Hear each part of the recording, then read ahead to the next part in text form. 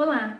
Nesse vídeo abordaremos um pouco sobre a circulação da cabeça e do pescoço. Neste primeiro momento, iremos falar da importância da artéria aorta, juntamente com o arco aórtico e as suas ramificações. Então vem comigo! A artéria aorta é a maior e a principal artéria do nosso corpo. Esse vaso sanguíneo surge do ventrículo esquerdo do coração e ramifica-se em várias outras artérias. A principal função é garantir que o sangue oxigenado, bombeado pelo coração, seja levado a toda parte do nosso corpo. Ela é classificada como uma grande artéria elástica, classificação que leva em conta o diâmetro das artérias e sua quantidade de fibras elásticas. Também apresenta paredes resistentes que suportam a alta pressão do sangue no seu interior. Está dividida em 3 porções. Uma delas é o arco aórtico. Como estamos vendo nessa imagem, ele está localizado logo após a parte ascendente da aorta. Apresenta 3 ramificações, que suprem a cabeça e os membros superiores. A primeira e a maior delas é a artéria tronco-braquiocefálico. Sua função é levar sangue ao cérebro. Seu trajeto é bem curto. Logo divide-se nas artérias subclávia direita e na carótida comum direita. A segunda ramificação é a artéria carótida comum esquerda, que também suprirá as necessidades da cabeça. As artérias carótidas primitivas ou comum, esquerda e direita, são responsáveis por fornecer o sangue a toda a região da cabeça. Ela se localiza na parte inferior do pescoço.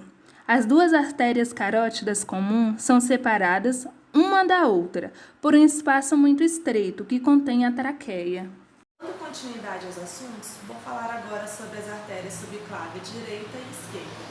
E também vou falar sobre as artérias vertebrais. E em seguida falarei sobre as artérias carótida interna e externa. Artéria subclávia direita e esquerda. As artérias subcláveis são um par de grandes artérias do sistema cardiovascular no tórax, que fornecem sangue ao próprio tórax, cabeça, pescoço, ombro e braços. Dependendo do lado do corpo, pode ter 2 origens, o arco aórtico à esquerda e o tronco branquiocefálico à direita. A artéria subclávia se torna a artéria axilar no final, independentemente de qual lado do corpo ela está. Durante o seu curso, ela libera vários ramos de cada uma de suas 3 regiões respectivas, regiões torácica, muscular e cervical. No total, existem 8 ramos. Trajetos da artéria vertebral. A artéria vertebral origina-se no primeiro terço da artéria subclávia e ascende-se em direção ao crânio, pelos forômes transversos das vértebras cervicais C6 a C1, até penetrar no crânio pelo forame magno. Então, as artérias vertebrais direita e esquerda fundem-se no clívio do osso occipital, para formar a artéria basilar. Em seu trajeto, emite ramos musculares para os músculos profundos do pescoço e ramos espinhais para a medula espinhal e para as vértebras. Trajetos da artéria carótida interna. Ela estende-se desde a bifurcação da carótida primitiva até a base do crânio, atravessa o canal carótideo, entrando dentro da caixa craniana. No seu trajeto extracraniano, a carótida interna situa-se na face lateral do pescoço, atravessando de baixo para cima o espaço mandíbulo-faríngeo. Após entrar no crânio, percorre um curto trajeto sinuoso e divide-se em artéria cerebral média e artéria cerebral anterior. Artéria carótida externa e seus trajetos. A artéria carótida externa é uma das principais divisões da artéria carótida comum, uma das artérias mais importantes do sistema cardiovascular. Ela emerge do arco aórtico do lado esquerdo e da artéria branquiocefálica do lado direito. Ela sente-se na lateral do pescoço, no interior da bainha carótida.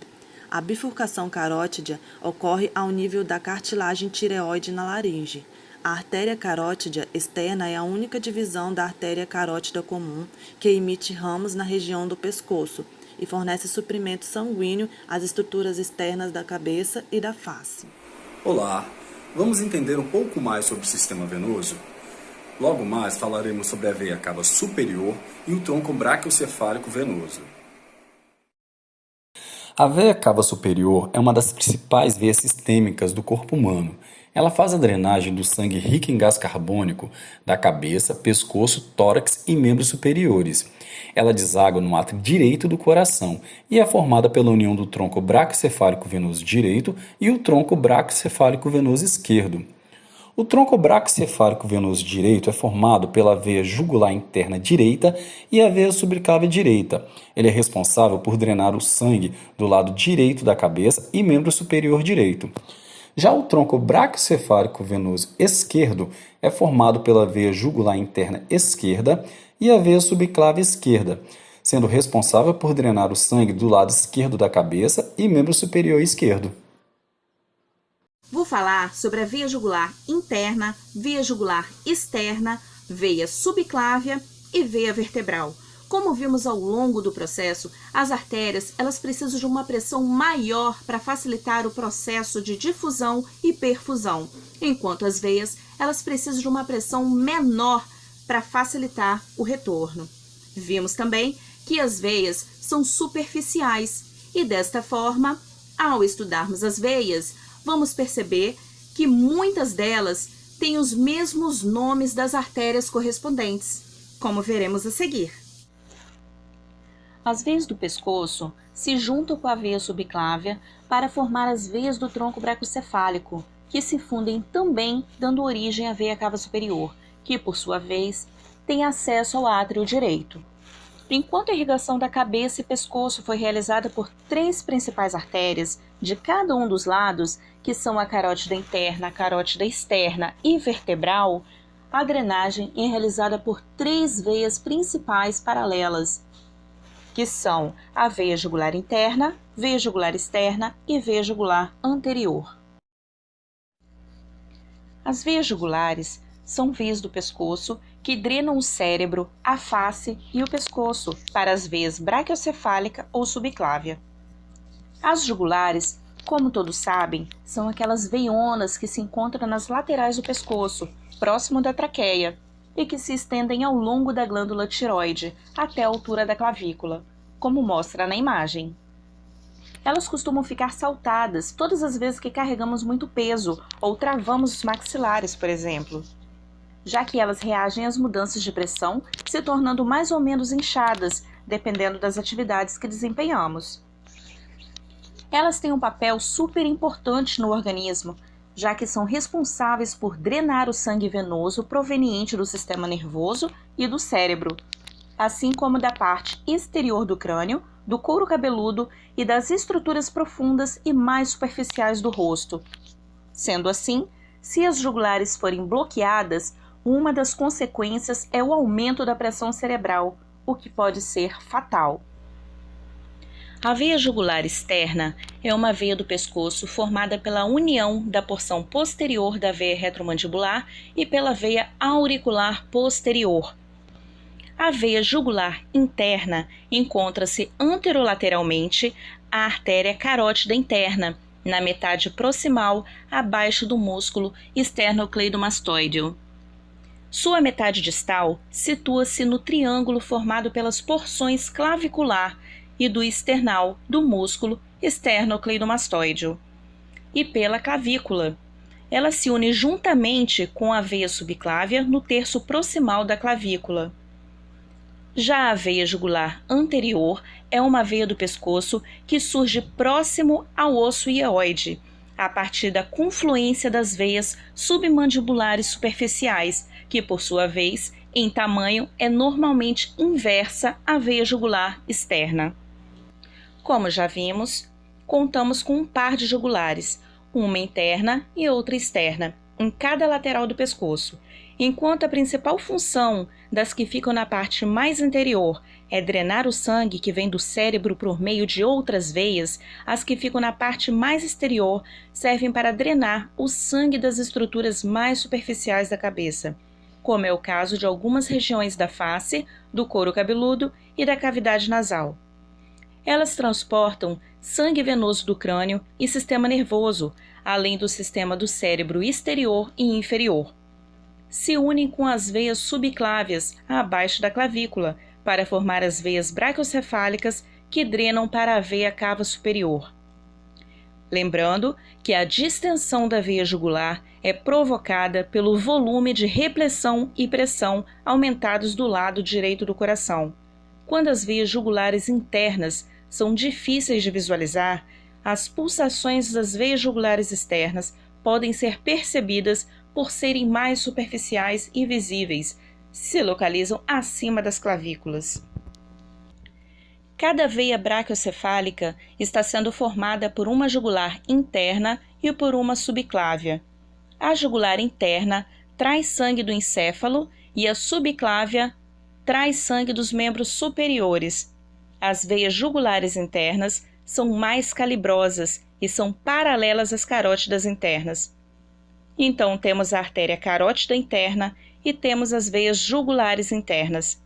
A carótida interna, que leva o sangue para a região do encéfalo, e a jugular interna, que está trazendo, ou seja, drenando o sangue lá da região do encéfalo.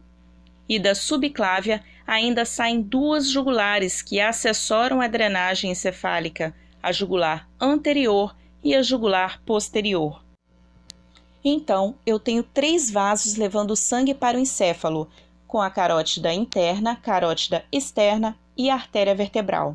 Do mesmo jeito que eu tenho 3 principais levando, eu terei 3 vasos principais trazendo, com a jugular interna, jugular anterior e jugular posterior, sendo que a jugular interna foi ramo do tronco braquiocefálico e a jugular anterior e posterior, elas desembocam direto na subclávia. Há 2 veias subclávias em cada um dos lados do corpo.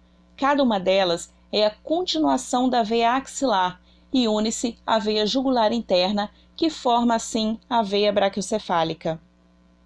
Uma trombose aguda da veia subclávia é conhecida como doença de Paget-Scherrer.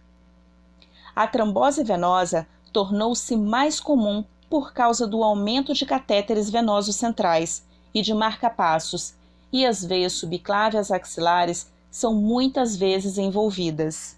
A veia vertebral origina-se no triângulo suboccipital a partir de numerosos pequenos afluentes que nascem dos plexos venosos vertebrais internos e saem do canal vertebral acima do arco posterior do atlas. Esses pequenos vasos se unem com pequenas veias dos músculos profundos na parte superior da parte de trás do pescoço e formam a veia vertebral que entra no forame no processo transversal do atlas e desce, formando um denso plexo ao redor da artéria vertebral, no canal formado pelos forames transversários das vértebras cervicais. E assim, demos por encerrado o nosso conteúdo. Espero que tenham gostado. Até a próxima!